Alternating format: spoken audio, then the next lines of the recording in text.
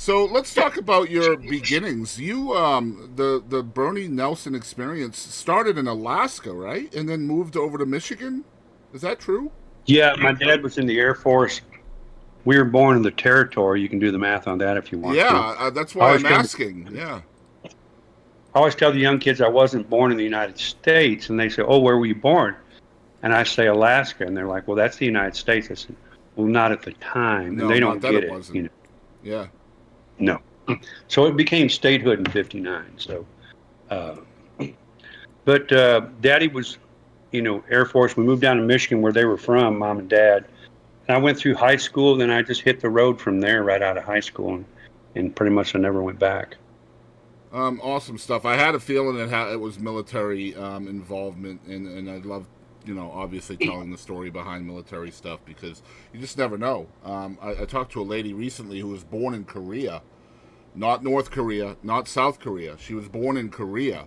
And of course, that country Wow, yeah. does not exist anymore. So now, when she tries to No. get citizenship papers done and stuff, it's really difficult for her because she was essentially born in a place that doesn't exist. Um, Yeah. but so, I mean, originally a Yankee. Then, I mean, I guess Michigan is home for you if that's where you were raised. So we're kind of both Yankees, and I know what my experience was like trying to get it like really being inundated with country music at a young age was difficult where I grew up in Massachusetts. Was it the same way for you? Like, how did you get introduced to country music from Michigan, of all places? Well, I mean, it was rampant. Mom and Dad were really big into country music, and but then as a kid, a teenager, growing up in Michigan, I was privy to the early Michigan rock and roll bands, Bob Seger System, Grand Funk Railroad, Ted Nugent, and their early bands before they really took off. And then we had Motown. So Mm-hmm. Motown was a big deal in Michigan too. And it was just a flux of the two, listening to Johnny Cash and Buck Owens, and then listening to everything from Creedence to Al Green and Aretha Franklin and, Wow. and the Stones. And a lot of that stuff just jammed together. And then somewhere, I guess, about the time I got out of high school, I was really getting into acoustic music, Jim Croce and James Taylor and John Denver. I was never a big Beatles fan, but some of their stuff, resonated with me, but more along the lines of the Eagles and Poco and Pure Prairie League and the early writers like Lightfoot and John Denver and those people. I love that. So, I mean, when did you kind of know that music was your calling? I think right out of high school, I mean, I was had a band and we played, and then I started doing solo gigs. But it was the solo gigs that really gave me a lot of oh experience for stage presence and all that stuff, and how to work a room, know what songs I could do, what songs I shouldn't do. But I really wasn't writing much until around 76, somewhere in there. I started dabbling with songwriting, and two of my songs were heard by, I worked for a chain of restaurants out of Lansing, Michigan, and they had restaurants all over the country.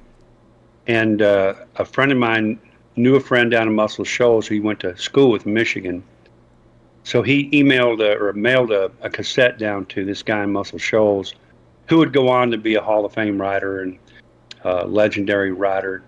And he and another kid who would go on to be a Hall of Fame writer produced me down in Muscle Shoals in 79, 78, 79.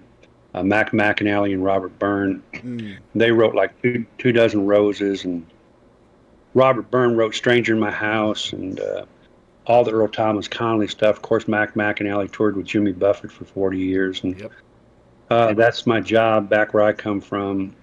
A lot of big hits from Mac McAnally. And being in Muscle Shoals, that led me to Rick Hall, who invented Muscle Shoals. And my first session were the Swampers. I mean, it was Wow. incredible. Barry Beckett, all Wow. the crazy musicians of Muscle Shoals back then. Man, I'll tell you what, we've had so many. This is, I don't even know what number we're on. We're on like 25, 26, 27 on this show. And I think we've had a good 10 or 12 episodes had something to do with Muscle Shoals this season on my show. It's just remarkable how much influence Muscle Shoals in the Florence, Alabama area has and had on music in general, especially country music. Jason Isabel got signed to Fame Music. Mm-hmm. When I was down there, we were tracking over to Sound A and B. We were in the B room, and there was this incredible guy named Delbert McClinton in the A room. Yeah. Wow. And Delbert was, just off the charts then, and Mac McAnally, he was a prodigy, and Mac and Delbert hit it off. But Rick Hall, he was like a godfather to me, and he flew me. He called me one day and told me to come down to Muscle Shoals from Nashville, about an hour and a half drive. Didn't say why. He had a barbershop chair in his office. He put me in the chair, and he played me this new group and a new song called Mama Knows. And he said, I think we're going to name them Shenandoah. And blew me out of the water. They were so good. And I couldn't fathom why Rick Hall wanted me to hear them. But for some reason, he said, I want you to go up to Nashville and tell all the hit writers how good these guys are and to bring their best songs to our pitch meeting. And it just blew me away that this young kid was put in that position by Rick Hall, who invented Muscle Shoals, produced Aretha Franklin, Paul Simon, and Bob Seger, and Percy Sledge. Amazing. How much of that did you know going into this experience? Like how much, Very little. like knowing how, like the connections and things coming in, or did you learn all of that after you were already there? I think really Muscle Shoals was the curtain being unveiled, the peek behind the curtain where I could see songs get written and get recorded. Mm-hmm. Where I'd be privy to a song before it got recorded, heard it, when it first got written. So the first song I heard Mac McAnally play was a song called Old Flame that Alabama would go on to record. Mm.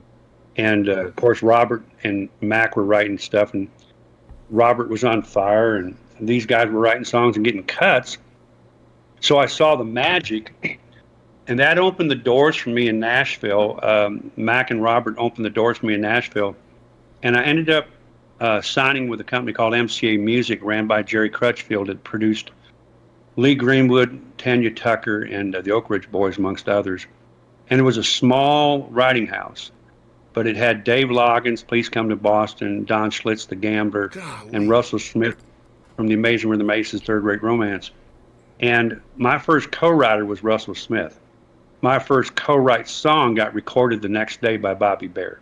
Wow. But I heard through the walls, we would hear songs being written like On the Other Hand, When You Say Nothing at All. Loggins would pull me in his office and play me Morning Desire and 40-Hour Week for a Living. And Russell would play me songs like Old School and Look Heart, No Hands. And of course, Schlitz and Overstreet were on fire. They were writing Deeper in a Holler and Love Without End, Amen, and Digging Up Bones. And we'd go to the Bluebird, and they debut these songs,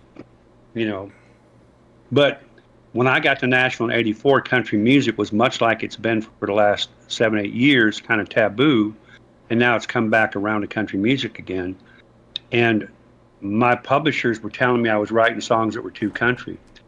And my first song I got recorded was by the Whites, Ricky Skaggs' wife, Sharon White, the Whites, and Buck White. And Buck was big in Texas before he became the Whites. And my first cut, my first single, pitched it myself, wrote it myself. But then Randy Travis happened, and they were beating down my door for country songs, So the wheel turns. It's amazing how and my things advice change. to young, yeah, and I always tell young writers, man, good writers chase trains, and great writers write great songs, knowing full well that another train will come along in due time, Mm-hmm.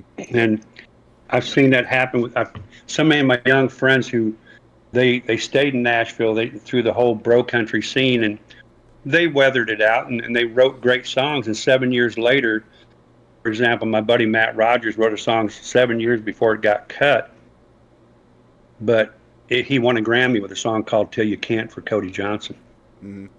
And I know